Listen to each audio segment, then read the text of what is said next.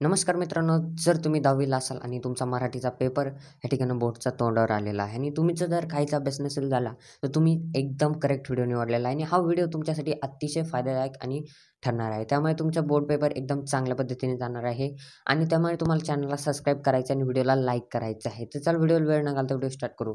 सगळ्यात पहिले भरपूर जणांनी मागच्या व्हिडिओला कमेंट केलं की क्वेश्चन पेपरला की सर आम्हाला एक मराठीचा आय-एम-पी व्हिडिओ बनवा जेणेकरून आम्हाला मोटिव्हेशन.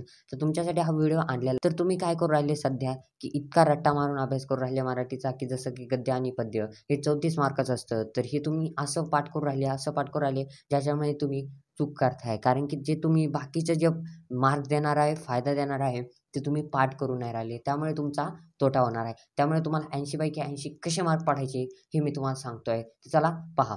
सगळ्यात पहिले गद्य आणि पद्य हे तुम्ही करा. मी म्हणत नाही नका करू, पण ते जास्त त्याच्याकडे लक्ष देऊ नका. कारण की ते तुमचं कधी तुम्ही जर एखाद्या शाळेत जात असाल रेग्युलर, तर ते तुमचं झालेलं असेल. त्यावेळेसच तुमचं कव्हर झालेलं असतं. तुम्हाला ते धडे माहीत असतात. कविता माहीत असते की काय-काय आहे त्या कवितेत. त्याचा अर्थ जरी माहीत असला तरी तुम्हाला ते जमतं. त्यामुळे ते 34 मार्क तुमचे फिक्स असतात. तुम्ही कुठं वेळ द्यायला पाहिजे तर सोमत तुम्ही मनाने लिहू शकता, त्याचा विषय नाही. तर रसग्रहण हे तुमच्या अपेक्षित किंवा गाईडमधून तुम्ही पाठ करा.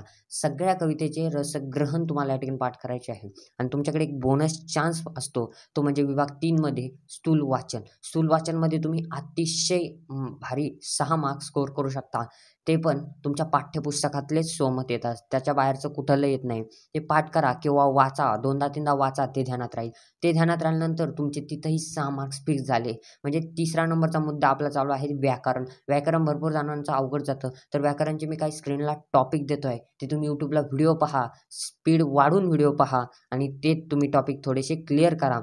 त्यानंतर तुमचे 16 मार्क्स इझिली स्कोर होऊन जातील आणि त्यानंतरचा टॉपिक येतो म्हणजे उपयोजित लेखन. हे लेखन तुम्ही कसं, तर यामध्ये मी सांगतो पत्रलेखन, जाहिरात लेखन, बातमी लेखन या तिन्हीकडेच लक्ष द्या. फॉर्मॅट लक्षात घ्या. जो फॉर्मॅट आहे तो लक्षात घ्या आणि सराव करा. त्याचा सराव जर केला नाही, पत्रलेखनाचा सराव केला नाही तर तुम्हाला आठवणार नाही आणि जर सराव केला तर कोणतंही पत्र येऊ द्या, तुम्ही 100% लिहिणार आहात. त्यानंतर लास्ट क्वेश्चन जो असतो तो प्रसंग लेखन, आत्मकथन, वैचारिक लेखन. ते तुम्ही मनाने लिहू शकता. त्याच्याकडे तुम्ही लक्ष देऊ नका. प्रसंग तुमच्या जीवनात काय प्रसंग घडला ते तुम्हाला लिहायचं आहे. आत्मकथन, वैचारिक लेखन हे देखील तसंच असतं. त्यामुळे त्याच्याकडे जास्त लक्ष देऊ नका. ते मनाने लिहिता येतं. तर तुम्हाला टाईम आणि सगळ्यात शेवटचं म्हणजे तुम्हाला टाईम मॅनेजमेंट. भरपूर जण म्हणतात आम्हाला टाईम पुरला नाही, हे पुरलं नाही, ते पुरलं नाही. तर तुम्ही त्यांच्यासाठी सांगतो आहे की तुम्ही सॉल्व्ह करा क्वेश्चन पेपर. ज्या प्रिव्हियस इयरच्या क्वेश्चन पेपर आहेत त्या सॉल्व्ह करा. 2दा-3दा करा.